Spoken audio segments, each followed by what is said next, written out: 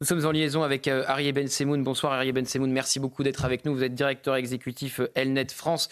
Alors évidemment, on entendait la population israélienne, les Israéliens, ravis de revoir 33 d'entre eux revenir à la maison. Et encore une fois, faut-il être très prudent. On ne sait pas qui est en vie, qui ne l'est pas, nous disait notre correspondante Lise Benkemoun. Elle nous disait aussi que les 2 otages français feraient partie de cette liste, là encore au conditionnel et grande prudence. Mais comment vous accueillez cet accord alors qu'Israël va devoir payer un lourd tribut en libérant des dizaines de terroristes?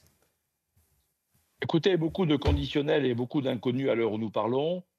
La priorité de ce conflit qui a été déclenché par le Hamas, évidemment, c'était de venir à bout des islamistes et des organisations terroristes. Mais la chose la plus urgente qu'il y avait à faire, c'est obtenir la libération des otages parce que, vous savez, le prix que les Israéliens accordent à la vie et chaque otage qui sera libéré, eh bien, ce sera une extraordinaire victoire sur la barbarie, sur les islamistes et sur les terroristes. Alors, je suis, comme tous les Israéliens, incroyablement ému, très enthousiaste à l'idée de voir revenir les otages dans leurs familles, même si aujourd'hui on est dans l'angoisse de savoir qui sera vivant, comme vous l'avez dit, et qui malheureusement est déjà mort. Et le cynisme avec lequel le Hamas et le djihad islamique se comportent devrait susciter le dégoût de la communauté internationale. Or, on ne voit pas ce dégoût et j'en suis désolé. Je voudrais dire que le tweet qui a été envoyé par le président de la République, Hmm. Emmanuel Macron, est absolument infect, il est scandaleux. Je suis vraiment meurtri par ce tweet qui parle de 15 mois de souffrance inexplicable et d'une certaine manière, dans ses propos, même s'il ne le dit pas, inexcusable, alors que Israël a été attaqué, que plus de 1200 personnes ont été massacrées, que les Israéliens ont déjà perdu près de 1000 soldats pour défendre leur pays et pour combattre dans une guerre qui leur a été imposée. Dire cela, c'est profondément outrageant.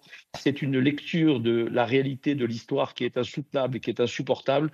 Et je crois que là, il faut que chacun réfléchisse bien à ce qu'est sa responsabilité, parce que dans cette affaire-là, finalement, d'une certaine manière, bien sûr, c'est le Hamas qui a perdu la guerre, qui l'a déclenchée, mais d'une certaine manière, moralement, il va tout faire pour sortir vainqueur de ce conflit. Et déjà, à Gaza, on pavoise, on se réjouit. On crie victoire, on va tirer des coups de feu en l'air pour manifester sa joie. Et je suis convaincu pour ma part que malheureusement le Hamas ne respectera pas l'intégralité de ses obligations parce que sa seule préoccupation, c'est aujourd'hui de reprendre pied là où il a perdu sa position à Gaza, de se réarmer, c'est de recruter à nouveau des terroristes qui vont harceler les forces israéliennes, qui feront tout pour faire capoter l'accord, Hmm. sachant que de toutes les façons, quoi qu'il arrive, on fera porter la responsabilité sur les Israéliens, comme on le voit depuis trop longtemps maintenant. Alors, pour le dire en quelques mots, extraordinaire soulagement de voir revenir, je Oui, l'espère, tous les otages. Ça n'est pas encore garanti parce pas que du ça tout va même. être C'est des pas du libérations tout tous les perlées. otages, c'est que 33, c'est C'est ça que le problème. 33 Oui, otages, C'est hein. là ça le grand 33, problème. Oui, il c'est aurait Si jamais 33 il y avait eu dans, tous les otages, moi je, le- 33, 33 pour une première phase, d'autres qui suivront après, nous dit-on. Ce sera des libérations perlées, c'est 3 par-ci, 2 par-là, 3 par-ci. Ça veut dire que c'est une souffrance psychologique. Essayez de vous mettre quelques secondes à la place des familles Oui, qui bien sûr. attendent le retour des êtres chers qu'ils n'ont pas vus Mais nous depuis étions avec 450 justement une jours. famille d'otages pour commencer cette émission, Oui, Arié Ben Semoun. je le sais, je le sais, je le sais, et je vous en félicite et je vous en remercie parce qu'il faut leur donner la parole.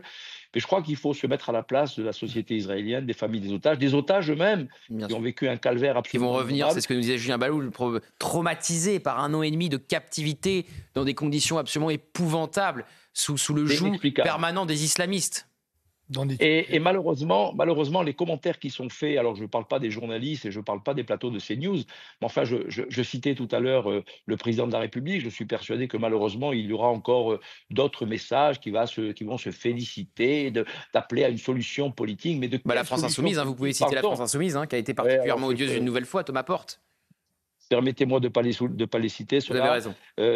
Mais de quelle solution politique parle-t-on lorsqu'on a affaire à des barbares, à des bourreaux, à des criminels, à des islamistes? Vous savez, je visionnais cet après-midi avec mes amis un certain nombre de vidéos parce qu'il y a eu toute une polémique pour savoir, on nous parle souvent des civils innocents.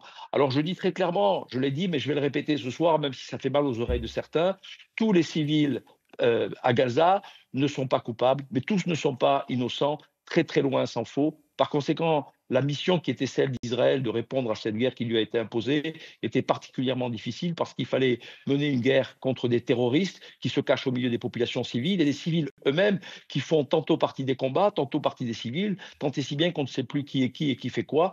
Et cette ambiguïté est absolument insupportable et intolérable.